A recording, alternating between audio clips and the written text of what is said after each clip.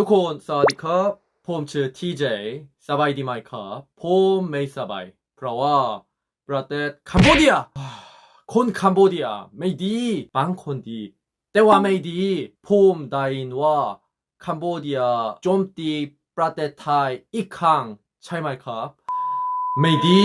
นอกจากนี้คนบุรีรัมย์คนสุรินทร์คนศรีสะเกษใกล้ๆที่อยู่ติดคัมโบเดียไปอยู่ที่บุรีรัมย์ International Circuit ใช่ไหมอันตรายมากผมไม่ชอบอันตรายทำไมโจมตีอีกครั้งผมจำได้แล้วสิงหาโจมแล้วโจมตีแล้วไม่ดีผมอยากจะไปสุรินทร์ผมอยากเลี้ยงช้างเลี้ยงไม่ผมอยากดู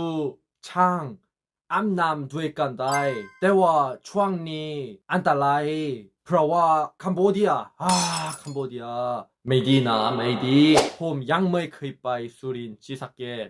เคยไปบุรีรัมย์สุรินทร์ศรีสะเกษเล่าเมืองอันตรายผมรู้สึกเกรงใจ